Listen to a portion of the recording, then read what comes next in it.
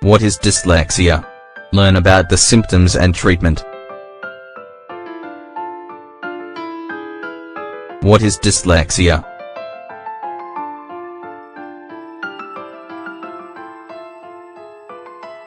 Dyslexia is classified as a reading disorder. It's characterized by problems with precision and fluidity when recognizing words, making it difficult to spell. In other words, people with dyslexia have trouble reading and pronouncing words they see written. This disorder is usually accompanied by trouble writing and difficulty with mathematical reasoning. It's important to highlight that people with dyslexia have a normal intellectual development. Their problems with reading and writing are not due to intellectual issues.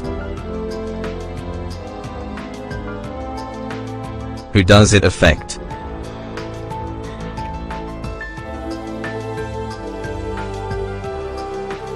Dyslexia is an illness that, in the majority of cases, is diagnosed during childhood.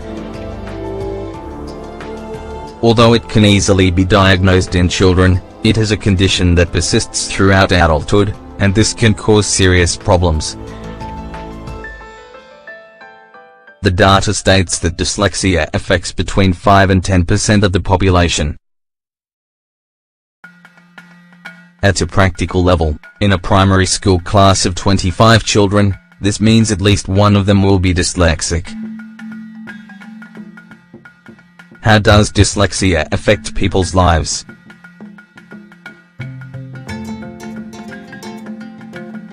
The first problems are seen during one's first few years of schooling. The difficulties to learn to read create a great barrier for these children.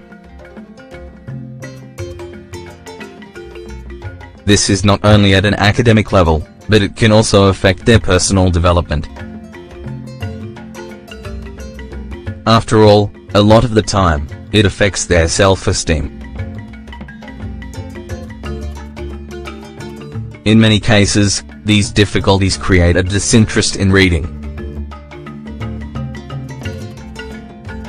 The consequences of this are: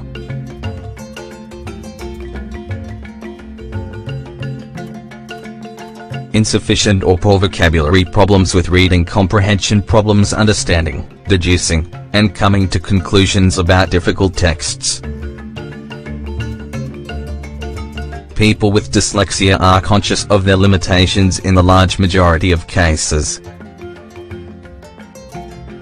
This explains the frequency that these people suffer from low self-esteem, anxiety, and even depression. Why does dyslexia occur?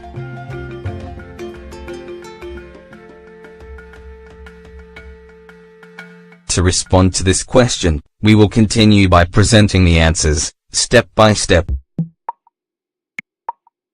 How do we read and write words?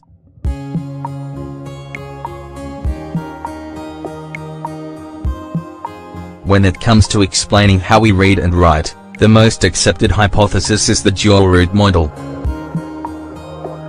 According to this model, in order to write a word we can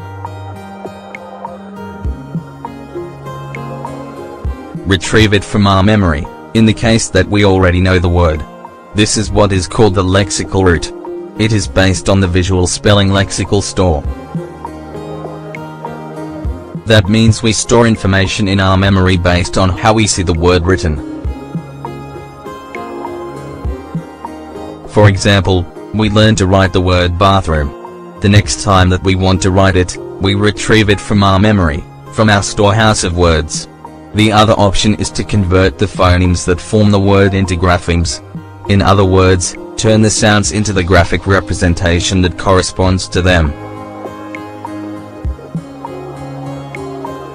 This is the option that is employed when writing new words. In the first years of childhood, we acquire the knowledge to make this conversion from phonemes to graphemes.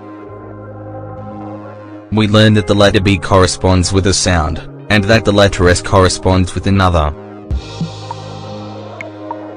So, we are able to write words that we have never heard before.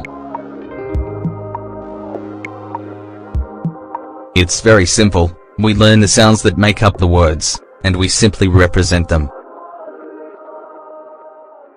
This theory is based on the latest findings from brain image testing, since the existence of an anatomical base has already been demonstrated. And what happens in the brain?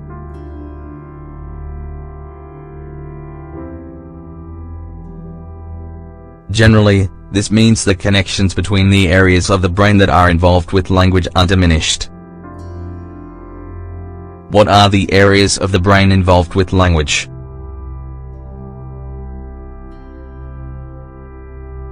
First, Broca's area.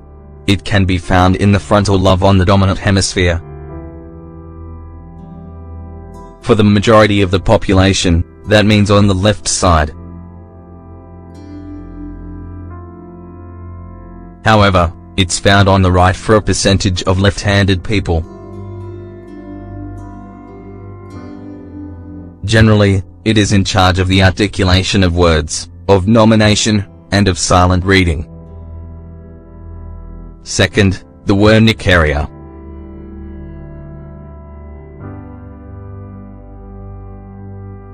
This is found between the temporal lobe and the parietal of the dominant hemisphere.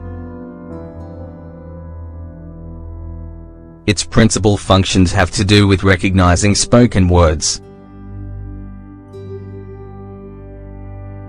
Also, this is the zone where the sequences that form words are stored. Finally, there exists an area related to the parietal and occipital cortices whose function is the formation of words. What types of dyslexia are there?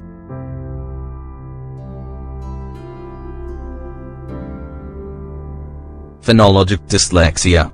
People with this type of dyslexia utilize the visual route.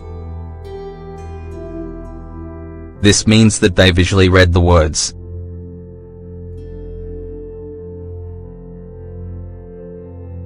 Thus, they can easily read words they already know, but it is impossible to read words they don't know.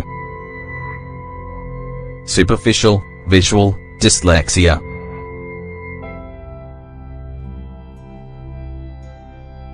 People with this type of dyslexia use the phonologic route. Thus, they read words syllable by syllable.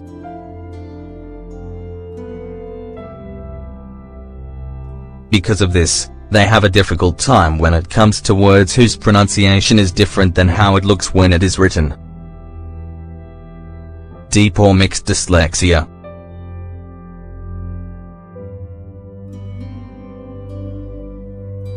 This is the most serious case of dyslexia, in which both routes are affected. The result is significant difficulties with reading words, multiple orthographic errors, and even confusing the meanings of different words. Treatment.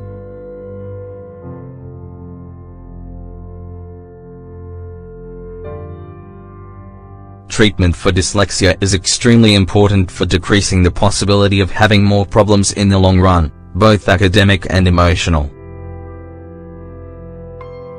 In fact, it has been shown that rehabilitating treatments have a huge effect on kids. Treatment generally consists of